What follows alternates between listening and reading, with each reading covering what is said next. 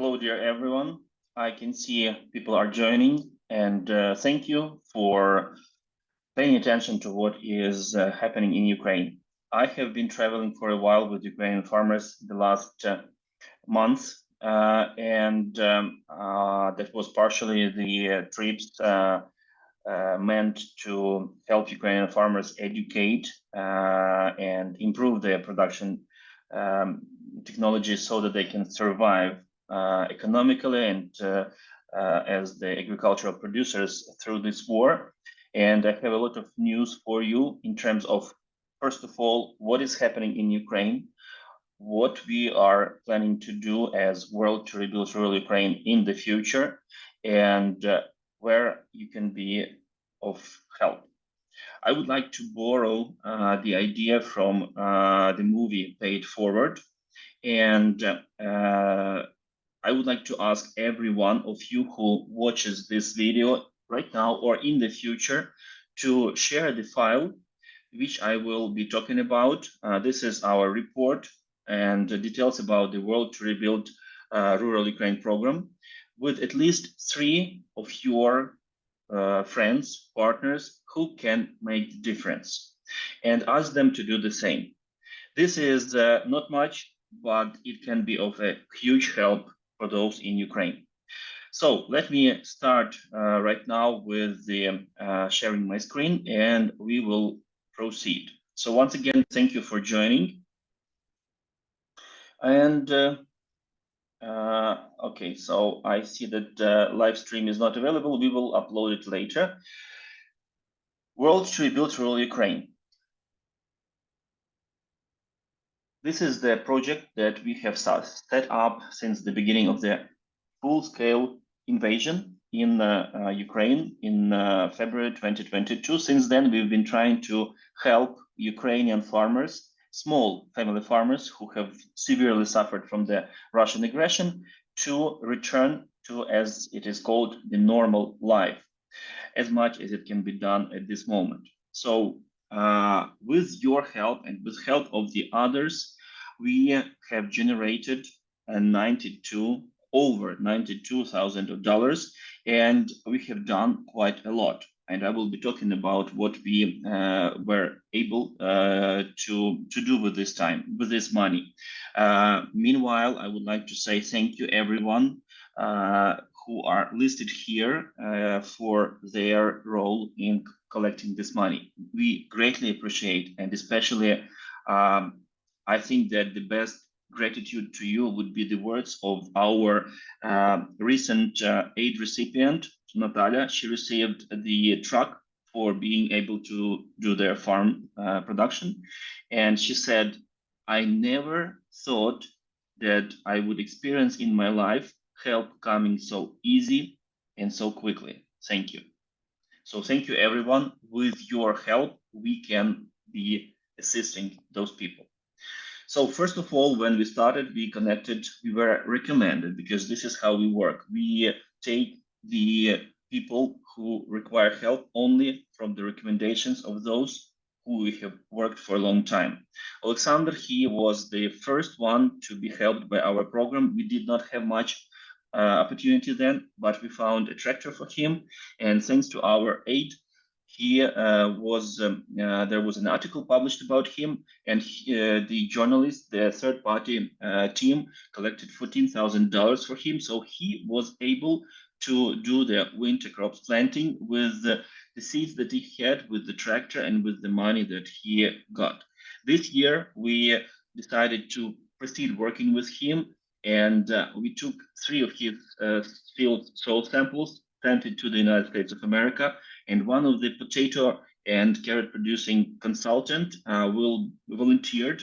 His name is Alan Perry. He volunteered to help Alexander be more efficient in growing these crops in his fields, because these are his main crops this year, coming year. Irina Shevchenko, she is a small farmer. She had 8 cows, the double of swine, and about a dozen of chicken. And the missile hit her barn in March 2022. So all the animals, except those who were in the field, died. We helped her rebuild the barn that is serving as the house right now too, because as it turned out, from the explosion of the missile, the house was very badly damaged as well, not only the barn.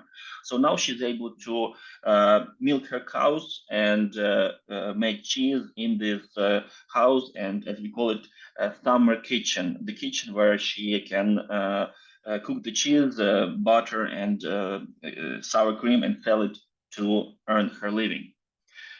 Ala Kokosha, she and her family had to evacuate at the very early days of Russians trying to capture Kiev, because her house is located right on the highway between Western Ukraine, Lutsk, and Warsaw, and Kiev, the main highway that Russians have not succeeded to cross, but they have come very close to it. And Ala and her husband, they have been building barns and storage facilities by themselves, as well as the house and the basement. They didn't hire any work; they did it themselves. They had equipment for the small land plot behind their house, and everything was burnt while they were in the evacuation. Furthermore, there are a lot of stories that they told about their neighbors being killed and how Russians were having fun destroying all that all their facilities and facilities of their neighbor. So we we have just rebuilt the full house for them, and that was done in the fall last year, so that they at least have do not have to live outside, because when we came to them last fall, they had a small cargo container where they lived, and the refrigerator was outside. They cooked outside. They washed the clothes outside. And with the power shortage, electricity shortage, they often had to just to be cold in their cargo container, because the only way they could heat was electricity. That was when we started to look into Kherson Oblast, because a number of villages were liberated there, and Yulia Kovalenko was the first family in Kherson Oblast for who we helped to rebuild their storage facility. They are small farmers with 150 hectares under farming, and they vitally needed this place in order to store the equipment and the produce.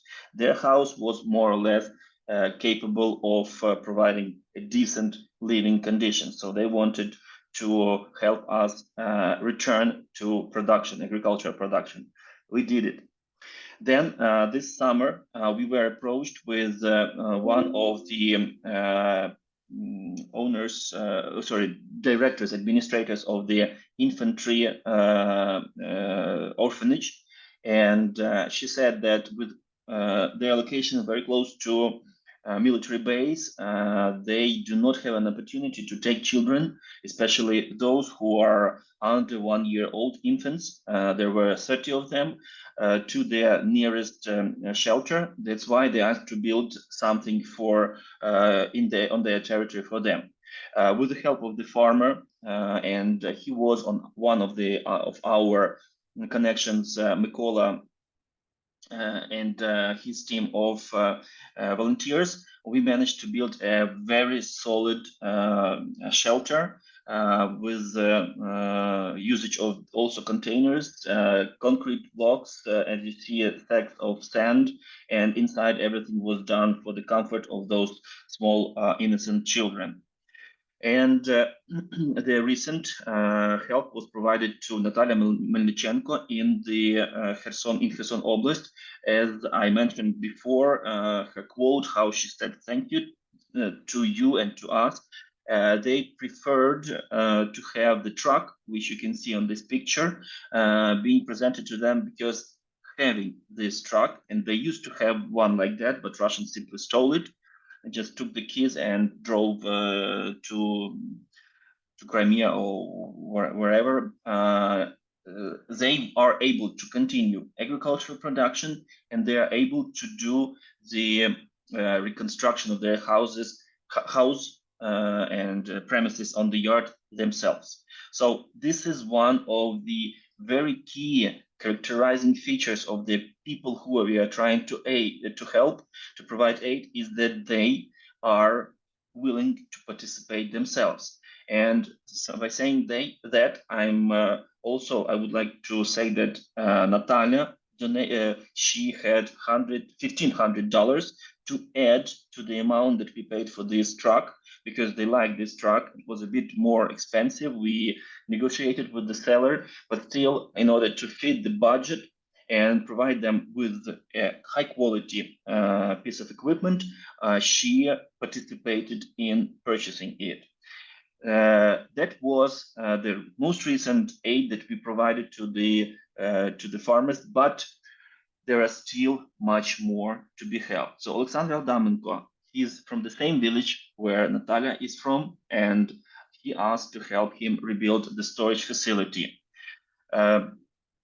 Alexander Donchenko, the same thing. They need fix the roof of their storage facility, because both of them are farmers and both of them need to store their crop and their equipment somewhere.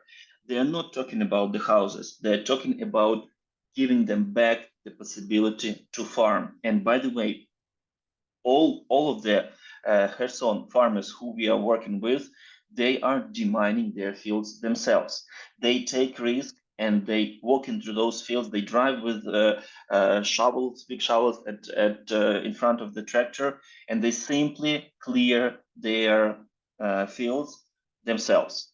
Unfortunately, not everyone who are doing that survives, but even knowing that, they take this risk because it's their future.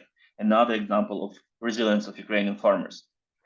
Andrei Matvienko, he is the first aid recipient in the history of WARU working in Izum. This is Kharkiv Oblast. If you remember, last, it seems to me, September, we successfully liberated all Kharkiv Oblast, where orcs, Russian fascists, they didn't expect us to come to that direction, so they were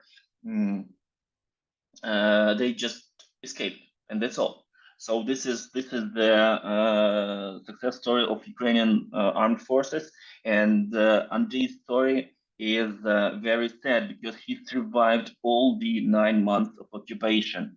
He was milking the cows, making cheese, sour cream, butter, traveling to the biggest market in the neighborhood, passing 13 block posts. Each of those blog posts, he had to stop to explain where he's going to Russians, and he had gun next to his head, threatening him. But he was every second or third day driving there to sell the commodities, and this is how he survived. But the very last day when Ukrainian forces came, the tanks, the Russian tanks that were escaping, trying to run away, one of them was hit, and being fully loaded with all the ammunition, it just drove into his house, and within 90 minutes exploded. They could not approach it because Russians jumped out from this tank and said, "It is fully loaded. Get to the safe place." And understanding that it can explode any minute, they needed to wait until their top gun was torn off with the explosion, and then he just saved what he was able to save in his house and the attached barn to the house. But the animals and the house got burned totally. So our aim is to either rebuild or just purchase the house that is next to him, where he right now lives. It is a decent place that can be fixed, and if purchased and fixed, we can fit the budget and provide his family with 2 children with a decent place to live. Those are just 9 examples of the aid recipients who were lucky that we helped. Unfortunately, we have much more in Ukraine who need this help. And let me show you the video. This is just the recent. You can see the text when it was happening.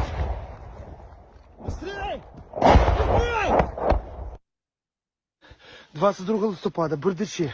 22nd of November. Отримав заявку на евакуацію. Штука Станіслав. Треба шукати десь тут.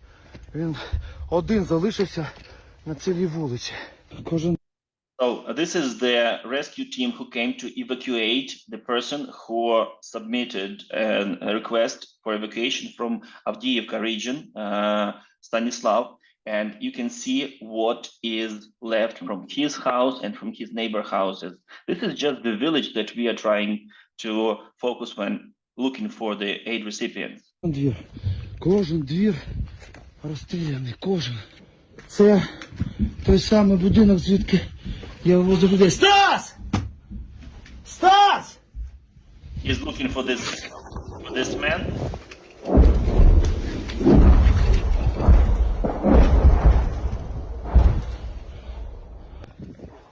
Поехали, друже. Страшно, блядь. Так пизда, не то слово. Бля, наш дрон? Я не знаю. Так, друже. Все, погнали. Вещи. Сколько у тебя вещей? Ну, мешок. Давай его сюда, Пару пошли. мешков, и мне Один мешок, мы пешком идем до машины. и соседка, что мне еще. Давай, ух ты как. Стас, надо выезжать пока тихо, давай не будем сейчас. Я тебя очень... Забирай быстрее, где они, далеко? Давай бегом и пошли отсюда. Немає більше чого.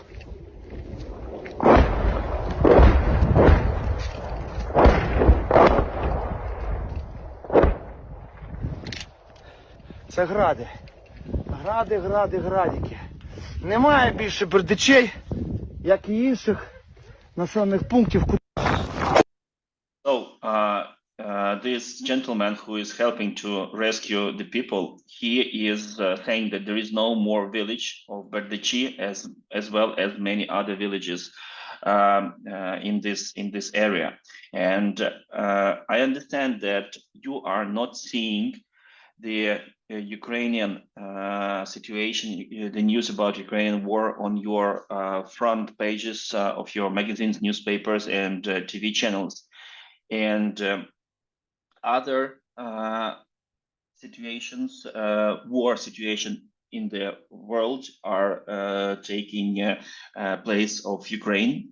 Of course, we do not support any war conflicts, and we accuse any killings or murders of civilians worldwide in Ukraine. We Ukrainians know how it is to be tortured and to be for no reason conquered with army. That's why any situation like that in any location with any nation is definitely an evil and it must be stopped.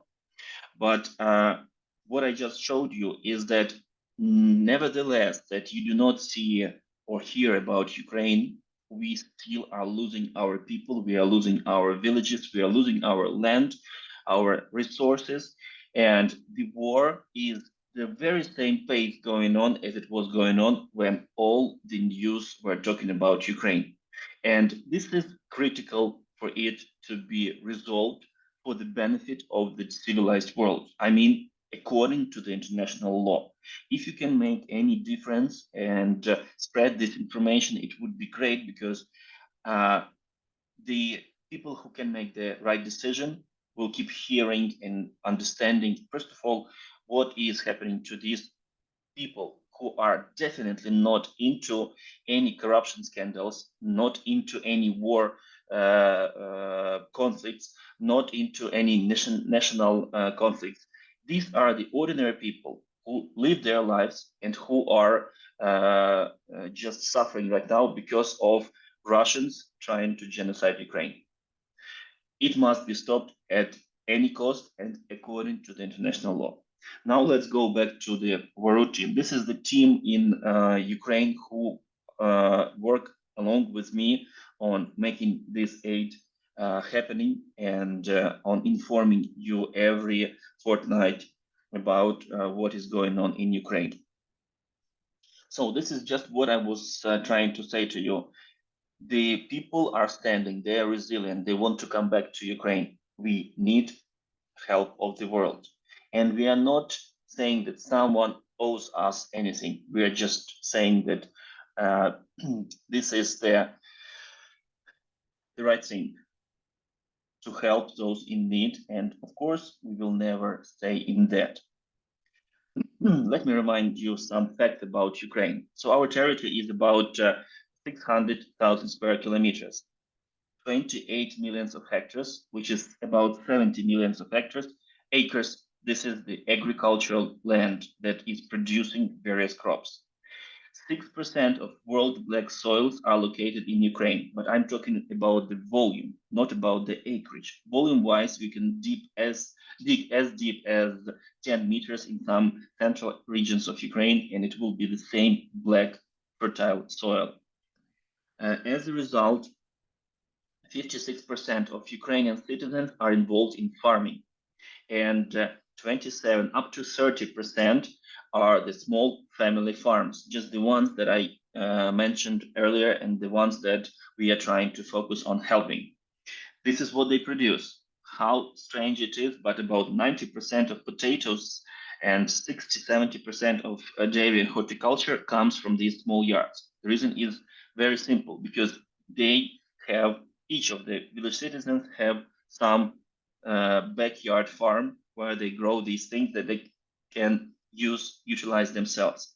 The excess of these crops they sell to the market, and thus the bigger farmers, they are entering the world market and selling these crops worldwide.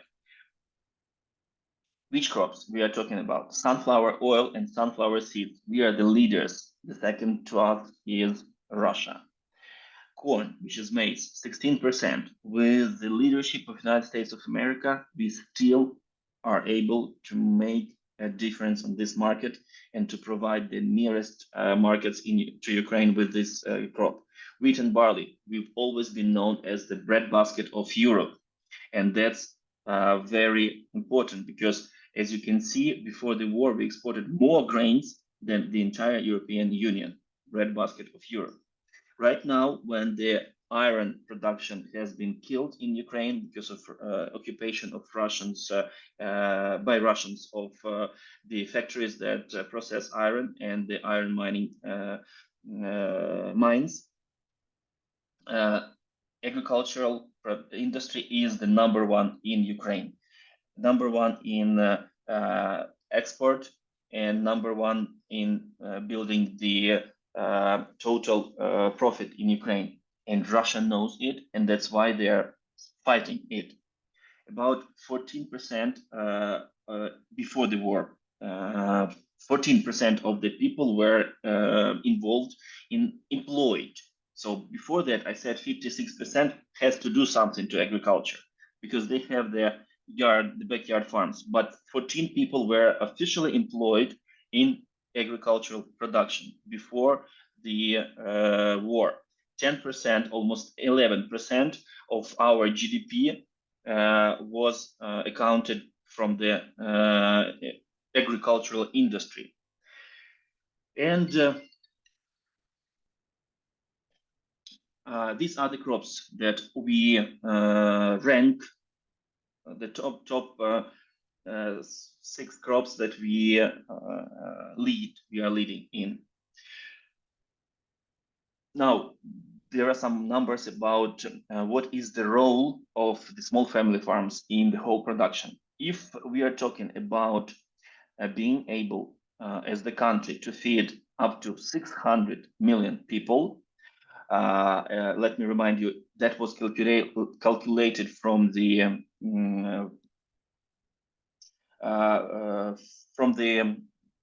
protein standpoint.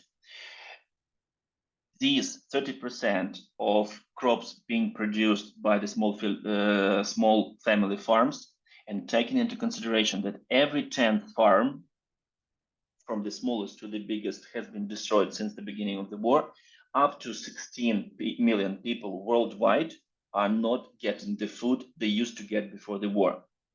But that's the minimum. That's just the very, very small calculations to be sure that we are Correct.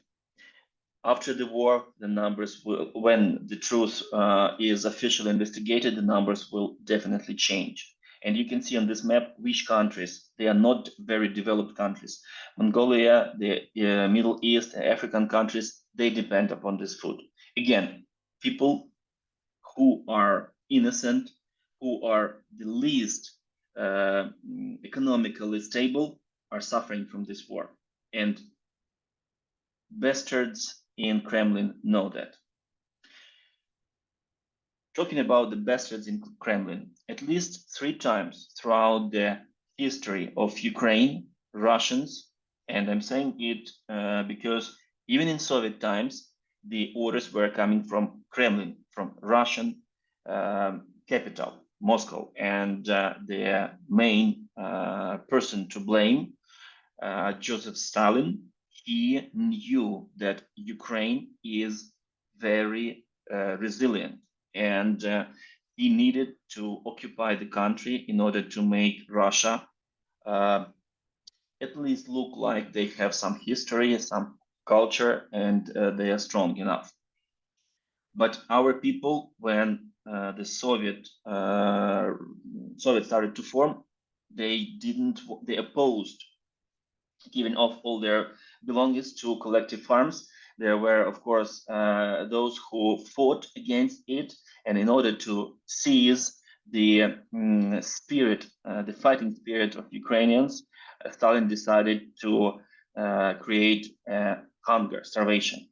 The starvation in 1932 and 33 was the worst out of all 3 of them. And the problem is that back then the world did not know what was happening in Ukraine. Russians were taking every grain from Ukrainian people till the last droplet of the flour, till the last grain that was stored in the basements or in the houses, and sold it to Europe, to the West. In return, purchased their industrial equipment to build factories. So as a result, there are different numbers, but up to 7 million people died. That this is the middle number, so to say, the middle evaluation. And I would like to say thank you to Dr. Timothy Snyder, who is in charge of the team of historians, and they will collect all the facts, open all the archives in order to restore the true history, because right now the world has heard about Ukraine, and we, along with you, with all the world, are trying to find the truth in over the last centuries. And the Holodomor, which is starvation or artificial famine, has been admitted as the genocide, one of the attempts to genocide Ukrainians, by 28 countries already, more to come.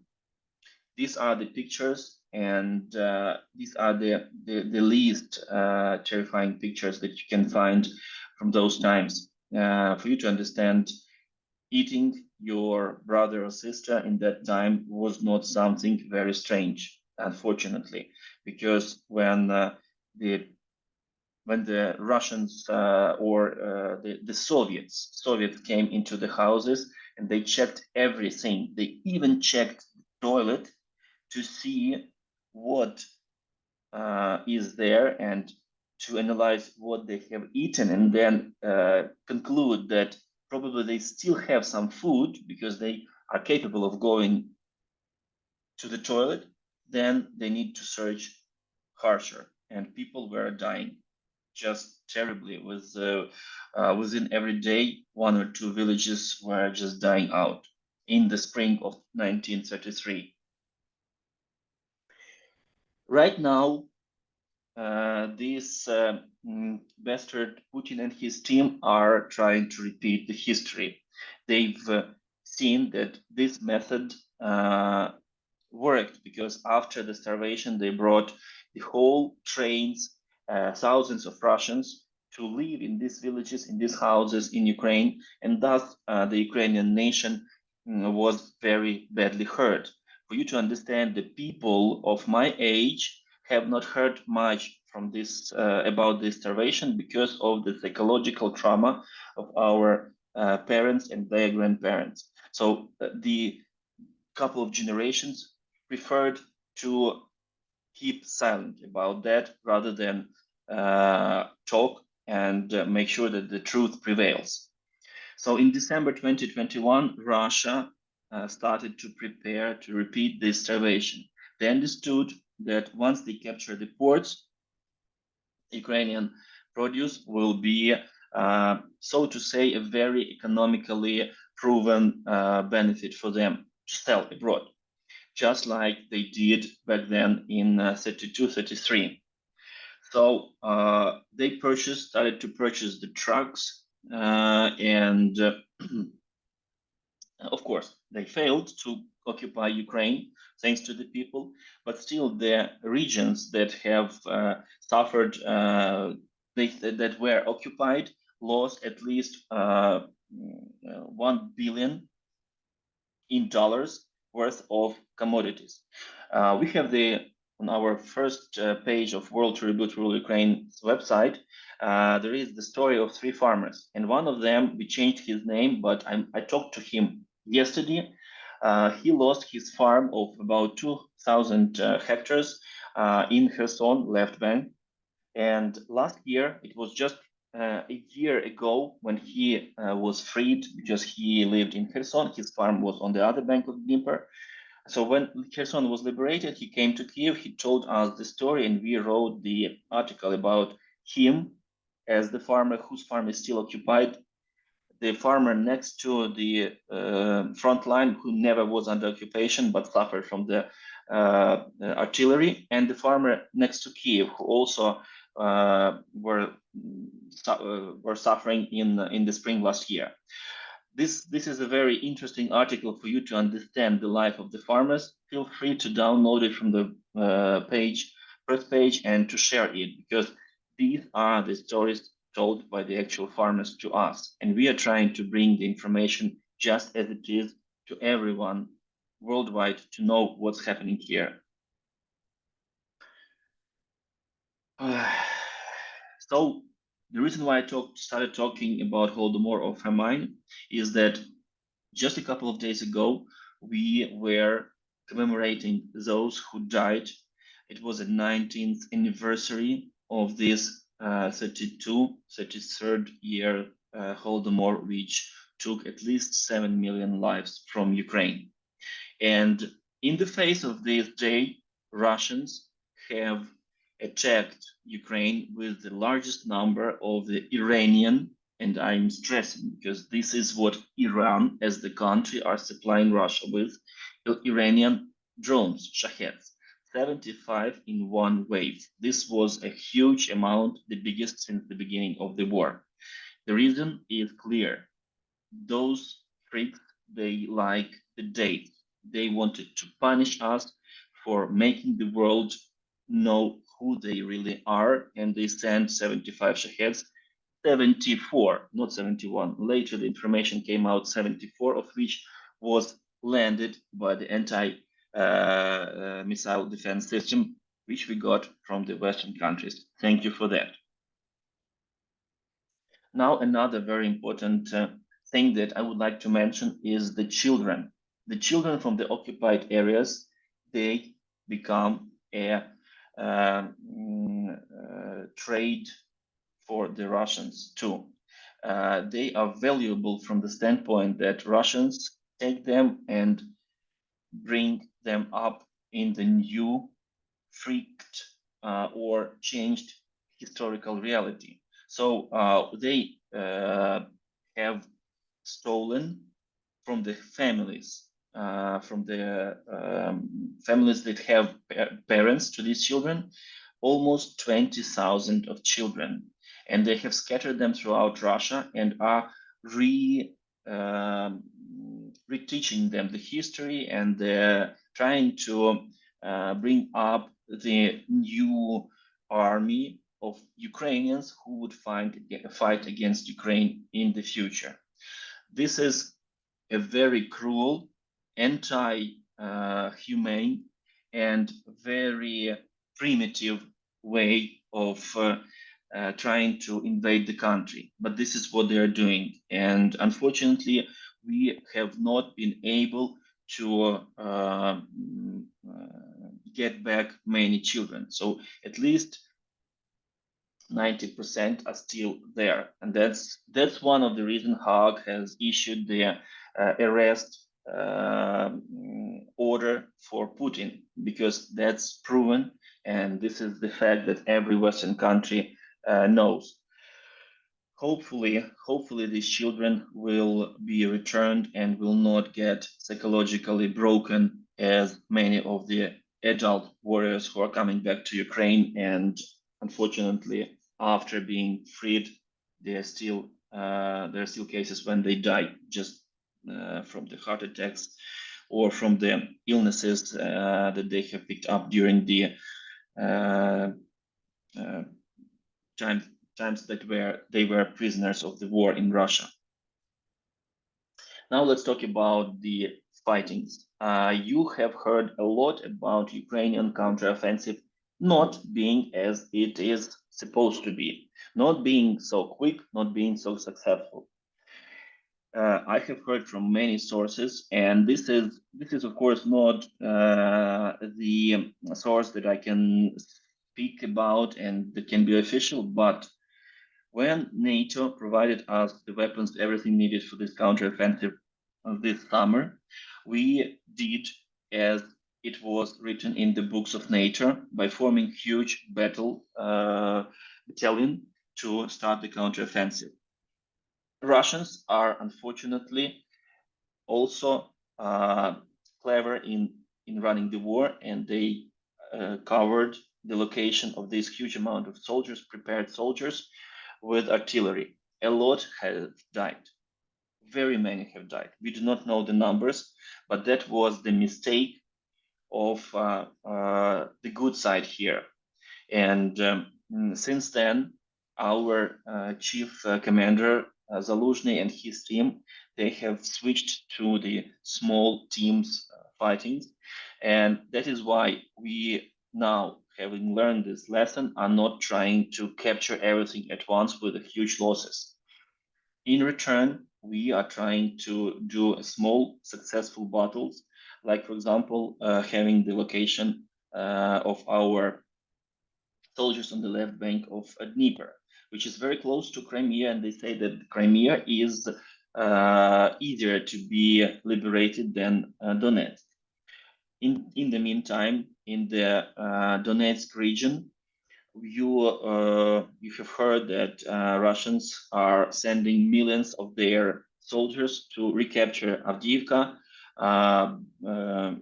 Bakhmut, and other neighboring towns. As a result, you can see every day we are seeing the number over 1,000 of dead Russians, because our soldiers report that they don't have artillery, they don't have armor, they very often don't wear even the bulletproof vest. They simply go in waves of hundreds to attack Ukrainians. Of course, there are losses on our side. Of course, with this amount of, as we call it, battle meat, Russians are succeeding to take back some of the positions, but those are minimal. And we are still holding the major positions. So whatever you see on the news, remember that the facts are we have liberated 50% of the land which Russians succeeded to take over since the beginning of this full-scale invasion. None of the capitals of our regions is captured by Russians. Even Kherson was liberated, and they are with the taking into consideration the fact that the Russian economy is still working, they are not gaining any land, significant land in Ukraine. But this must stop, must be stopped. And if you can make this message to the right people, I'm sure that winning in this war will not create any problems for the Western world to control the nuclear weapons of Russia, or Russia as the country. It will in return prove that law is dominating in the world, and those who go against the law are punished. That is the main lesson to be learned.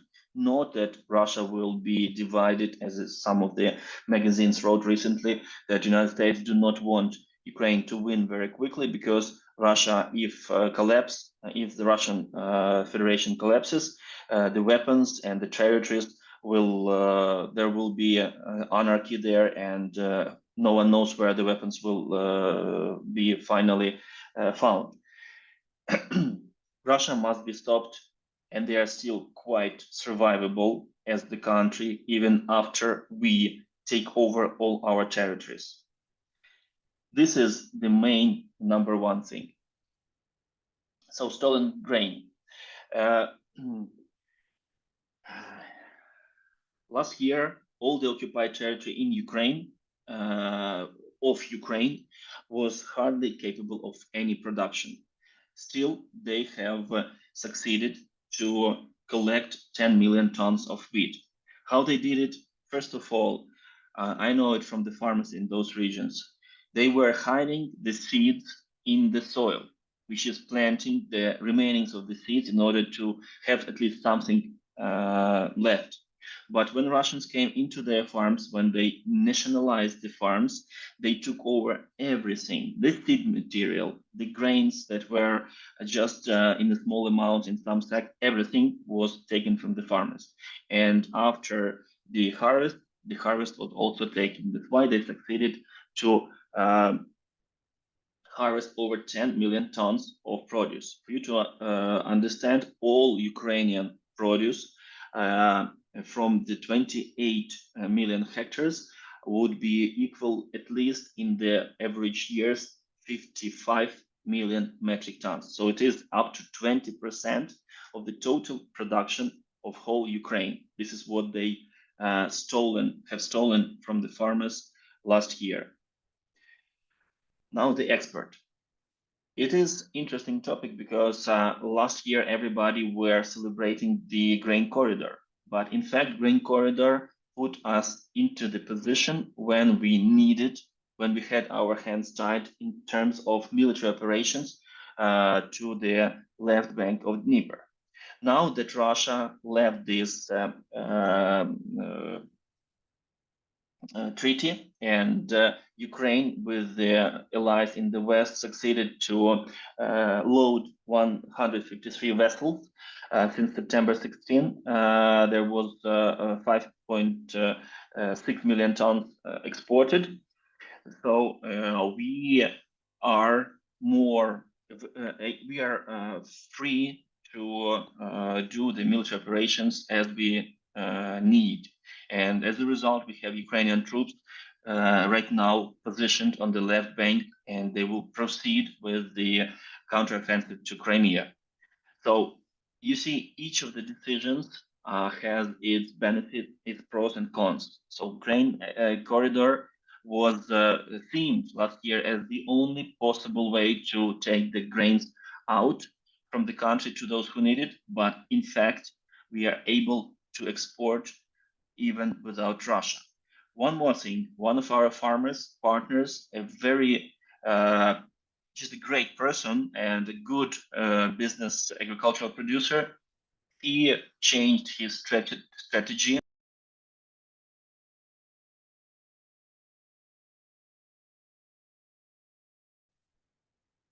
Can you hear me? Please let me know. Так, все добре. Yes, Okay, yes. there was a loss of connection, so I will need to restart the sharing of the screen. Just a second. So, yeah, the export.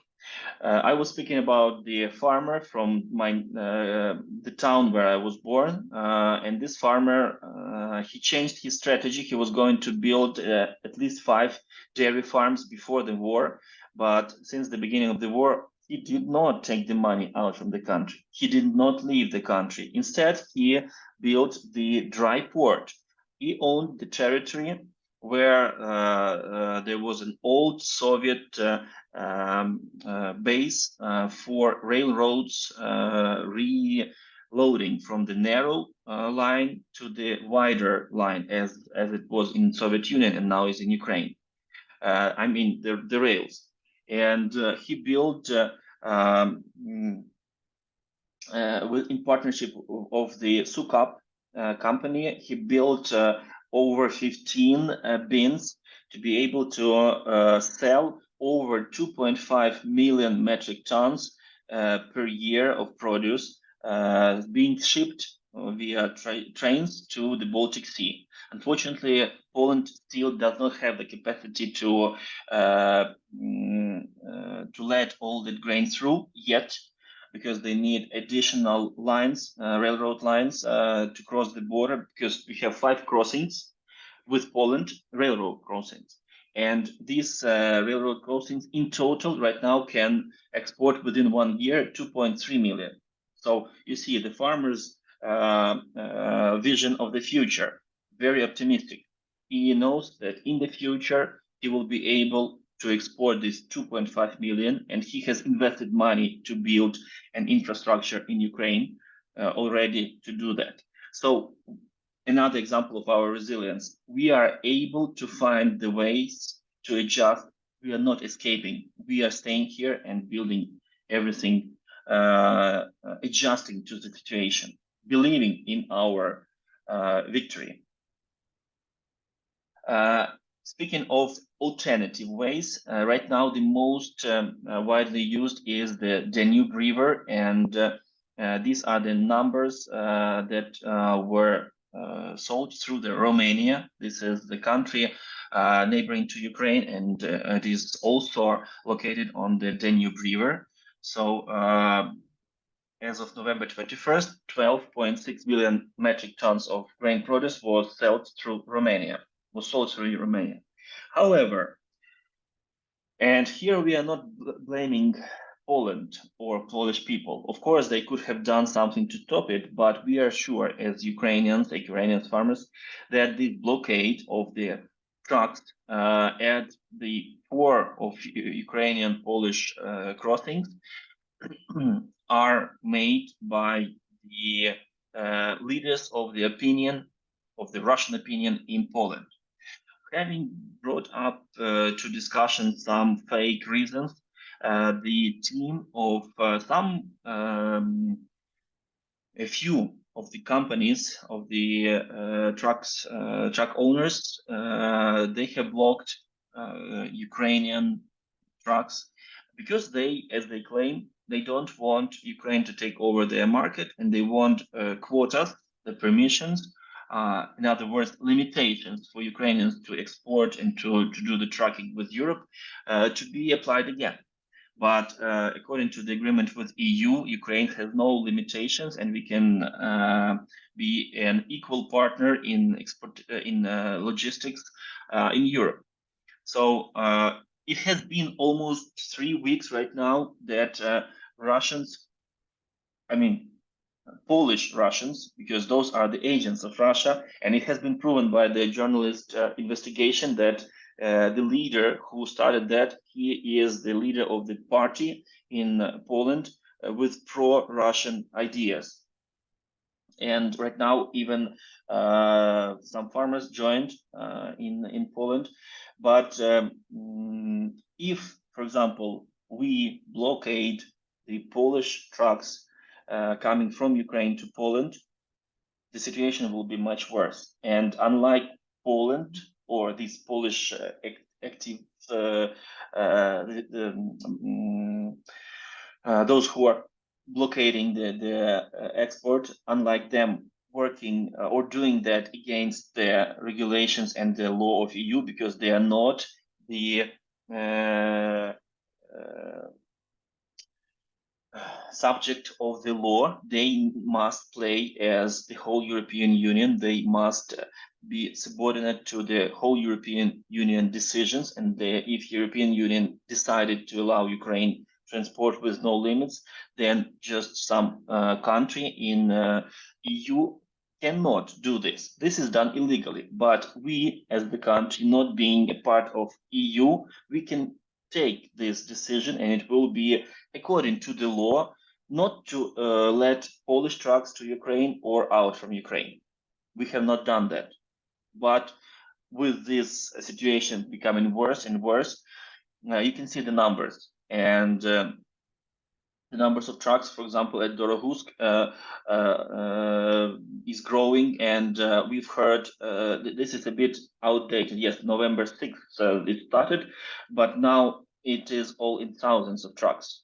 So thousands of trucks are at the border, not able to cross, and two of the Ukrainian drivers have died there. So this is another, as example of another way the Russian Federation are influencing the situation worldwide against Ukraine. Not to mention Hungary, not to mention Slovakia and their agents working in other countries.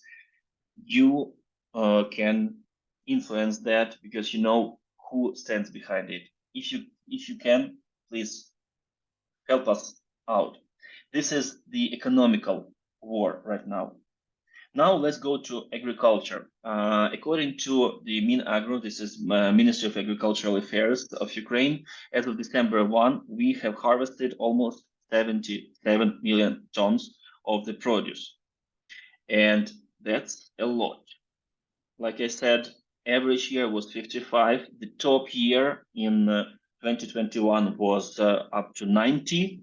Now with 20% of our land taken away temporarily, we still are succeeding 77 million tons. Wheat, barley, corn, and other minor crops. This is indeed a lot.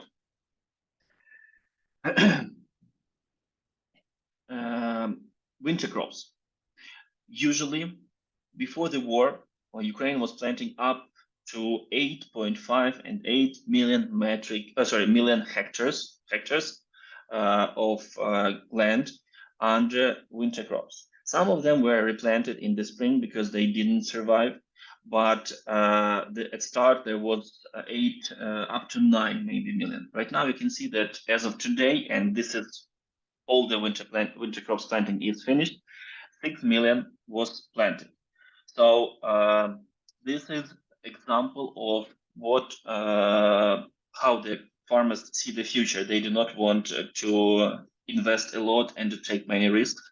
Plus, very important factor is that majority of the occupied territories have the major crops, winter crops.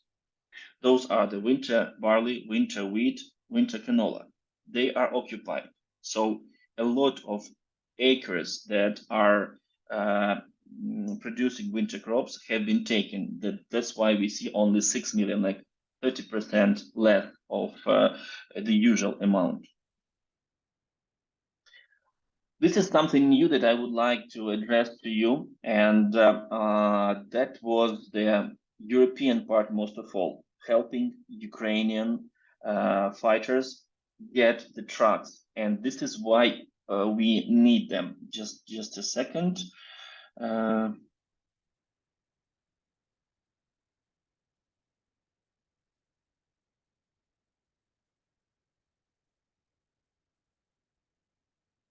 You can see the picture here. Unfortunately, it's very small. I will try to. That's the picture how the Ukrainian warriors are settling down the drones, the Iranian Russian drones. You can see the machine gun in the pickup, and once there is a air raid alarm, you can see them driving through the major in Kiev Oblast major roads and shooting down the drones.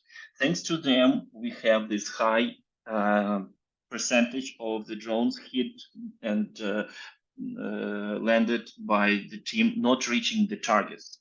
So what we are asking is if there is a farmer or a person in your network who would be willing to donate a truck, any truck, old pickup or the truck for without the open trunk, but still like an SUV, we would come and take it to Ukraine for them. This is the important part, because if not for the reason that I just mentioned, the other ways it is used is to evacuate those who are hurt on the front line. So our army needs them very badly. And if you know someone who can donate, we will gladly even negotiate the price to cover, but their truck or their pickup will become a hero in Ukraine. This is the story about, the facts about our agricultural industry. Just to mention that these small family farms, they farm about 27 to 30% of land. This is what they produce. These are our contact information. Please help us spread the word about what is going on in Ukraine, because it's still in the same active phase of fighting and surviving as it was last year. Also, I would like to share with you with one of the, yes, this is the, by the way, the page, and I mentioned that you can find the slide that I just came through, this open report. We are asking to send this report to at least 3 of your connections who can make a difference, who can donate a truck, or who can donate the money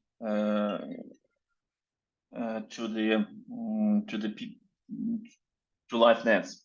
By the way, also I wanted to mention that we yes, there are a lot of facts in this file about Ukrainian losses, but here are the reasons why we are worthy to be supported. First of all is the board of our ambassadors. In order to spend $1, we need to get the approval of the board of ambassadors. We have a very wide and trusted network of farmers in Ukraine who help us locate the aid recipients who are most in need objectively. And we never give off cash. We just return what these people had before. Also, I have never mentioned this, but the World to Rebuild Rural Ukraine is supporting a lot of educational programs thanks to our partners in Missouri University, in other universities. We are always inviting for free to our online events, and last trip we had 3 farmers, actually 3 people traveling for free to the United States of America to be able to see the technologies and to be able to share the information, this vital information in Ukraine with others. And of course, every second week we are sending off the PDF file just like this one with the updates on what is happening in Ukraine, what we have done, and what is needed to Ukraine and to the farmers. Again, information about the pickups, and also since the beginning of the spring next year, we will be organizing the tours, informational tours to Ukraine.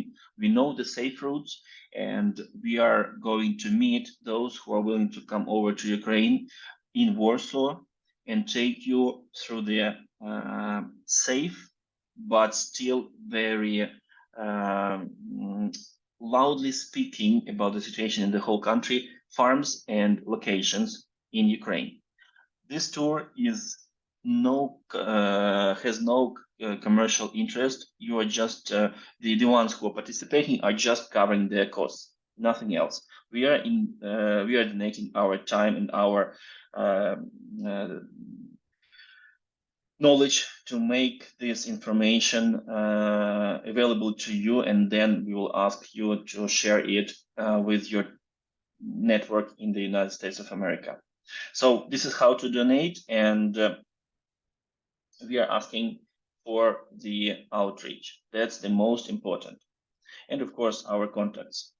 So This is shortly what I wanted to say to you, but I would like to finish this presentation of today with a very optimistic note, or like the melody, so to say, fact.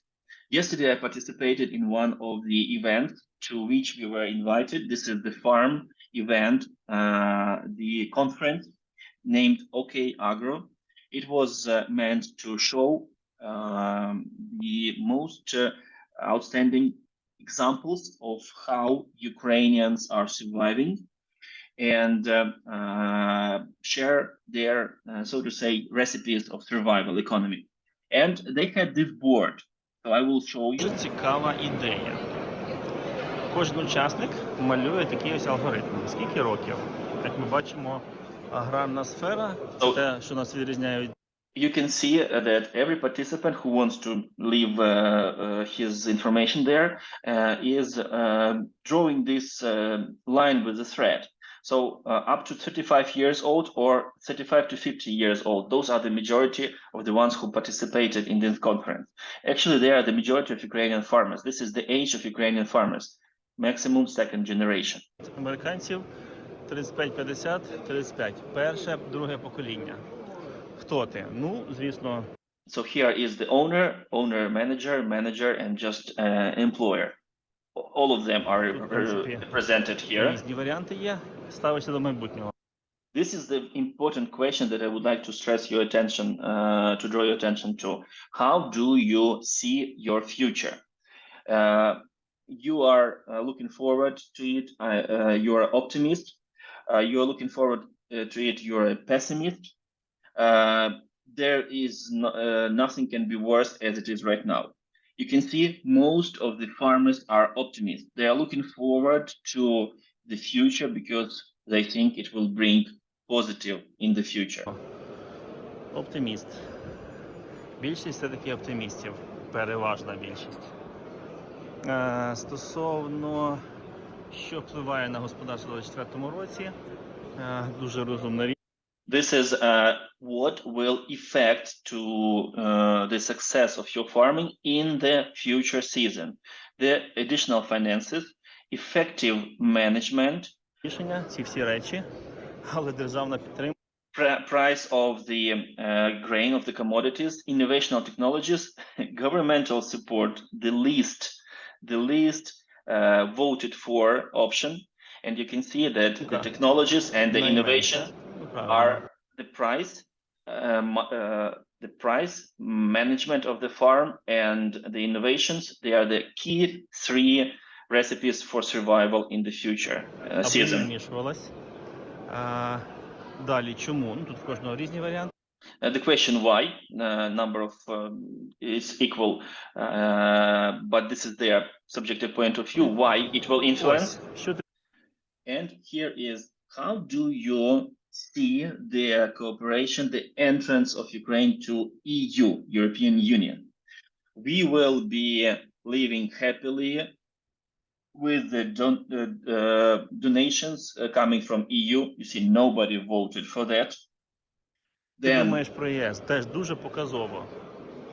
Будемо жити за рахунок дотацій? Ні, ми ж не араби, які тікають. So I'm saying we are not the Arabians who came from African countries to Germany, and that's the fact that they have a lot of problems of subsidizing those people who traveled from African countries in Europe. The second option is Ukraine will succeed in filling the European market with high quality products. And the third one, European market are afraid of us because of this second point. You see, majority of the farmers are confident that we are able to compete economically and quality-wise with the West, and we will just make this market even better when entering it. Yes, для того, щоб на дотаціях. І the last one, we will not be able to compete with them because they have subsidies. You see, very few voted for that. Ми не зможемо конкурувати теж дуже мало. В основному це ми наповнимо ринок і вони нас повинні боятися. Що підтверджує попередній пункт. So what do you plan for the next year? Survive, get developed, or get prepared for the future post-war development in 2025? So this is the most optimistic thing that I'm grateful to organizers of this OK Agro conference, because over the last couple of days, I myself was quite depressive about the future, but now I see that the resilience of Ukraine is not going down.